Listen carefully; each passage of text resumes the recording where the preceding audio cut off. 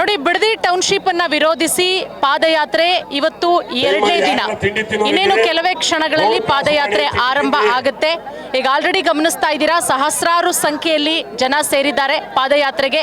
ದೇವೇಗೌಡರು ಕೂಡ ಇನ್ನೇನು ಕೆಲವೇ ಕ್ಷಣಗಳಲ್ಲಿ ಬರ್ತಾರೆ, ಪಾದಯಾತ್ರೆಗೆ ಚಾಲನೆಯನ್ನ ಕೂಡ ಕೊಡ್ತಾರೆ.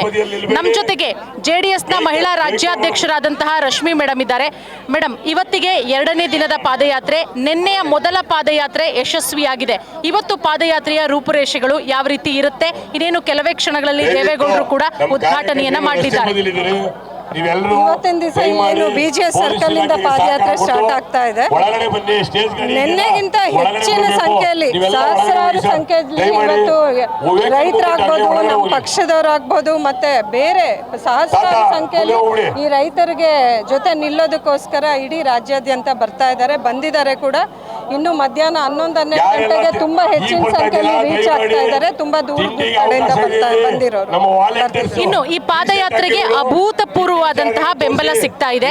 ಯಾಕಂದ್ರೆ 517 ದಿನಗಳ ಹೋರಾಟ. ಇವತ್ತಿಗೆ ಬೈರಮಂಗಲದಲ್ಲಿ 517 ದಿನಗಳಿಂದ ರೈತರು ಹೋರಾಟ ಮಾಡ್ತಾ ಇದ್ದಾರೆ. ಬಟ್ ನಿಖಿಲ್ ಕುಮಾರಸ್ವಾಮಿ ಅವರು ಈ ಹೋರಾಟದ ನೇತೃತ್ವವನ್ನು ವಹಿಸಿಕೊಂಡ್ಮೇಲೆ ಮತ್ತಷ್ಟು ಬಲ ಬಂದಿದೆ. ಆದ್ರೂ ಕೂಡ DK ಶಿವಕುಮಾರ್ ಅವರ ನೇತೃತ್ವದ ಸರ್ಕಾರ ನಾನು ಟೌನ್ಶಿಪ್ ಮಾಡೇ ಮಾಡ್ತೀನಿ, ನಿನ್ನೆ ಕೂಡ ಇಲ್ಲ ನಾನು ಟೌನ್ಶಿಪ್ ಮಾಡೇ ಮಾಡ್ತೀನಿ ಅನ್ನೋದ್ರ ವಿಚಾರದ ಬಗ್ಗೆನೇ ಮಾತಾಡಿದ್ದಾರೆ. ಮಾನ್ಯ CM ಸಾಹೇಬ್ರು ಏನ್ ಹೇಳ್ತೀರಾ? ತಮ್ಗೆಲ್ಲ ಗೊತ್ತಿರೋದು, ಈ ಸರ್ಕಾರನೇ ಬರೀ ಲೂಟಿ ಸರ್ಕಾರ. ಈ ಬಿಡದಿ ಅವರಿಗೆ ಒಂದು ಚಿನ್ನದ ಮಟ್ಟ ಇಡೋ ಕೋಳಿ ತರ ಇದೆ. ಹಂಗಾಗಿ ಅವ್ರು ಯಾವುದೇ ಕಾರಣಕ್ಕೂ ಏನು ದೊಡ್ಡ ಏನು ನಮ್ಮ ರಿಯಲ್ ಎಸ್ಟೇಟ್ ಮಾಫಿಯಾಗಳ ಜೊತೆ ಇವರು ಶಾಮೀಲಾಗಿದ್ದಾರೆ. ಇಲ್ಲಿ ರಿಯಲ್ ಎಸ್ಟೇಟ್ ಮಾಡಕ್ ಹೊರಟಿದ್ದಾರೆ.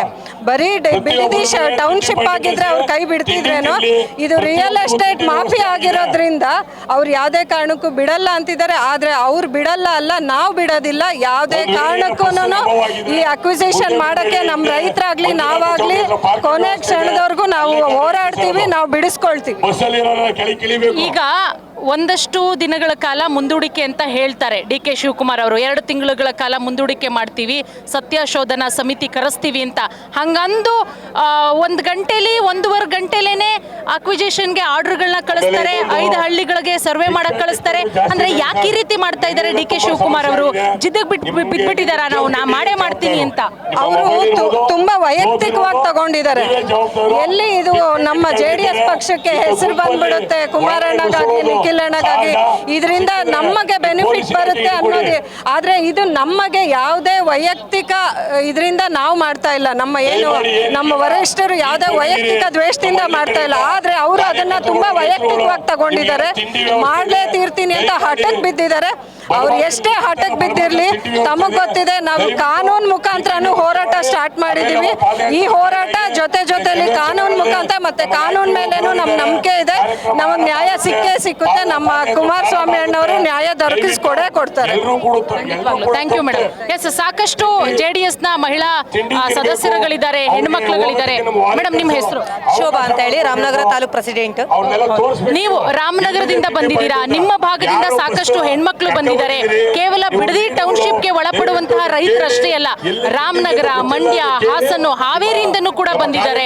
ಇಷ್ಟು ಬೆಂಬಲ ನೋಡಿದ್ರೆ ಏನ್ ಅನಿಸ್ತಾ ಇದೆ ಮೇಡಮ್? ಏನೋ ಇಲ್ಲಿ ಬೆಂಬಲ ಹೇಗೆ ಸಿಗ್ತಾ ಇದೆ ಅಂದ್ರೆ, ನಮ್ಮ ರೈತರ ಪರವಾಗಿ ಇಷ್ಟು ಜನ ಬೆಂಬಲ ಕೊಡ್ತಾ ಇದಾರಲ್ಲ, ಅದು ತುಂಬಾ ಖುಷಿ ಆಗ್ತದೆ. ಯಾಕಂದ್ರೆ ನಾವು ಏನೇ IT-BT ತರಬಹುದು, AICT ತರಬಹುದು, ಏನೇ ಮಾಡ್ಬೋದು, ಬಟ್ ರೈತರನ್ನ ನಾವು ಕಳ್ಕೊಂಡ್ರೆ ಅನ್ನ ತಿನ್ನಕ್ಕೂ ನಮಗೆ ಇದು ಇರಲ್ಲ. ಕೊನೆಗೆ ಮಣ್ಣು ತಿನ್ನಕ್ಕಾಗಲ್ಲ. ಯಾಕಂದ್ರೆ ಮಣ್ಣೇ ಅಕ್ವೈರ್ ಮಾಡಿರ್ತಾರೆ ಅವರು, ಭೂಮಿನೇ ಅಕ್ವೈರ್ ಮಾಡಿದಾಗ ಮಣ್ಣು ತಿನ್ನಕ್ಕಾಗಲ್ಲ ಅಂದಮೇಲೆ ಅದನ್ನ ನಾವು ಪರವಾಗಿ ನಿಂತ್ಕೊಂಡು ಎಲ್ಲ ರಾಜ್ಯಾದ್ಯಂತ ಎಲ್ಲ ಸಂಘಟನೆ ಸಂಘ ಸಂಸ್ಥೆಗಳು ಬರ್ತಾ ಇದೆ. ನಾವು ರೈತರ ಪರವಾಗಿ ಇರ್ತೀವಿ. ರೈತರನ್ನ ನಾವು ಯಾವುದೇ ಕಾರಣಕ್ಕೂ ಬಿಟ್ಕೊಡಲ್ಲ. ನಮಗೆ ಮೂಲಭೂತ, ಯಾಕಂದ್ರೆ ನಮಗೆ ರೈತರು ದೇಶದ ಬೆನ್ನೆಲುಬು ಅಂತಾರೆ. ಬಟ್ ಆ ಬೆನ್ನೆಲುಬನ್ನೇ ಮುರಿತಿದ್ರೆ ನಮ್ಮ ಬಾಡಿ ನಿಲ್ಲಲ್ಲ. ಸೊ ಅದನ್ನ ಅರ್ಥ ಮಾಡ್ಕೋಬೇಕು ಈ ಸರ್ಕಾರ ಅಂತ ಹೇಳಕ್ ಇಷ್ಟಪಡ್ತೀನಿ ಈ ಸಂದರ್ಭದಲ್ಲಿ. ಅಲ್ಲ, ಈಗ ಎಷ್ಟೇ ಮಹಿಳೆಯರು ಹೋರಾಟ ಮಾಡ್ಲಿ, ಪರ್ಕೆ ತಗೊಂಡ್ಬಂದು ಸರ್ವೆ ಮಾಡೋರಿಗೆ ಹೊಡೆದ್ರು, ಅವ್ರ ಮೇಲೆ FIR ಹಾಕಿದ್ರು ಹೊರತು DK ಶಿವಕುಮಾರ್ ಅವರು ನಾನು ಮಾಡೇ ಮಾಡ್ತೀನಿ ಅಂತಾರೆ. ಈ ಭಾಗದ MLA ಅದ್ರ ಜೊತೆಗೆ ನೂತನ ಮಿನಿಸ್ಟ್ರು ನಾನು ಮಾಡೇ ಮಾಡ್ತೀವಿ ನಾವು ಹೋಗ್ತಾರ ಕೋರ್ಟಿಗೆ ಹೋಗ್ಲಿ ಅಲ್ಲಿ ಬೇಕಾದ್ರೆ ಕೇಳ್ಕೊಳ್ಳಿ ಅನ್ನೋ ರೀತಿಯಲ್ಲಿ ಉಡಾಫಿಯಲ್ಲಿ ಮಾತಾಡ್ತಾರೆ. ಅವ್ರ ಮಾತುಗಳು ಈ ಭಾಗದ MLA ಬಗ್ಗೆ ಏನು ಹೇಳ್ತೀರಾ? ಮೇಡಮ್ ಇಲ್ಲಿ ಏನಾಗಿದೆ ಅಂದ್ರೆ ಇಲ್ಲಿ ರಾಜಕೀಯ ತಗೊಂಡ್ಬರ್ತಾರೆ, ವೈಯಕ್ತಿಕವಾಗಿ ತಗೊಳ್ತಾ ಇದಾರೆ ಇದನ್ನ. ಇದು ಒಂದು ಏನು ರೈತರ ಪರವಾಗಿ ಹೋರಾಟ ಅಂತ ಎಲ್ಲರೂ ತಗೋಬೇಕಾಗಿರೋದು. ಯಾಕಂದ್ರೆ ಅವ್ರು ಬಿಟ್ಕೊಟ್ರೆ ಅವ್ರಿಗೆ ಇವತ್ತು ಅವ್ರ ಅಧಿಕಾರ ಇದೆ, ಬಿಟ್ಕೊಟ್ರೆ ಅವ್ರಿಗೆ ಒಂದು ಒಳ್ಳೆ ಹೆಸರು ಬರುತ್ತೆ.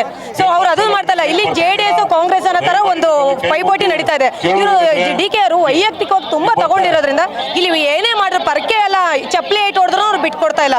ಅವ್ರು ಏನ್ ಮಾಡ್ತಾರೆ ನಾವು ಅದು ಆಪೋಸಿಟ್ ಮಾಡ್ತೀವಿ ಅಂತಾರೆ. ಬಟ್ ಹೆಣ್ಣು ಮಕ್ಕಳು ನಿಂತ್ಕೊಂಡ್ರೆ ಜೊತೆಗೆ ರೈತರು ನಿಂತ್ಕೊಂಡ್ರೆ ಅವ್ರು ಏನು ಮಾಡಕ್ಕಾಗಲ್ಲ ಅಂತ ನನ್ನ ಅಭಿಪ್ರಾಯ ಮೇಡಮ್. ಇದು ಪ್ರಾಯಶ್ಚಿತ್ತದ ಪಾದಯಾತ್ರೆ ಅಂತ ಹೇಳ್ತಾ ಇದ್ದಾರೆ. ಇಲ್ಲ ಮೇಡಮ್, ಯಾವ್ದು ಪ್ರಾಯಶ್ಚಿತ್ತ ಅಲ್ಲ. ಯಾಕಂದ್ರೆ ನಾವು ಅವತ್ತು ಕುಮಾರಣ್ಣ ತಗೊಂಡಿರೋ ನಿರ್ಧಾರ ಇವರು ಒಂದೇ ಸಲ ಕುತ್ಕೊಂಡು ಮಾತಾಡಿದಾಗ ರೈತರ ಜೊತೆಗೆ ಅವರು ಇದು ಕಷ್ಟ ಸುಖಗಳು ಕೇಳ್ಕೊಂಡ್ರು, ಕಷ್ಟ ಸುಖ ಕೇಳ್ಕೊಂಡು ಬಿಟ್ಟಿದ್ದಾರೆ ಅವತ್ತಿನ ಸಂದರ್ಭದಲ್ಲಿ. ಇವರು ಬಿಡ್ಲಿ ಹೇಳಿ ಅಲ್ವಾ, ಬಿಟ್ರೆ ಅವ್ರಿಗೂ ಅನುಕೂಲ ಆಗುತ್ತೆ. ಅದು ಅಲ್ಲ ಬರೀ ಅವಾಗ ಅವ್ರ ಏನೋ ಕುಮಾರಣ್ಣನೇ ತಗೊಂಬಂದಿದ್ದು ಅಂತ ಹೇಳ್ತಾರೆ. ಬಟ್ ತಗೊಂಬರ್ತಾರೆ ಯಾರೇ ಆಗ್ಲಿ ಒಂದು ಆಡಳಿತ ಇದ್ದಾಗ ಏನೋ ತರಬೇಕು ಆಡಳಿತ ಅಂತಾರೆ. ಬಟ್ ಇಲ್ಲಿ ಅನುಕೂಲ ಏನೋ ಅನಾನುಕೂಲ ಏನೋ ಎಲ್ಲ ಸಂಕ್ಷಿಪ್ತವಾಗಿ ನಾವು ನೋಡ್ಬೇಕು. ಅಲ್ಲಿ ಅನಾನುಕೂಲ ತುಂಬಾ ಆಗುತ್ತೆ ಅಂದಾಗ ಕೈ ಬಿಟ್ಬಿಡ್ಬೇಕು. ಆ ಕೈ ಬಿಟ್ಟಿರೋ ಕುಮಾರಣ್ಣ ಕೈ ಬಿಟ್ಟಿದ್ದಾರೆ. ಬಟ್ ಇವರು ಅದನ್ನೇ ರೀತಿ ಕೈ ಬಿಡ್ಬೇಕು ಅನ್ನೋ ನಮ್ಮ ಅಭಿಪ್ರಾಯ ಮೇಡಮ್ ಇಲ್ಲಿ.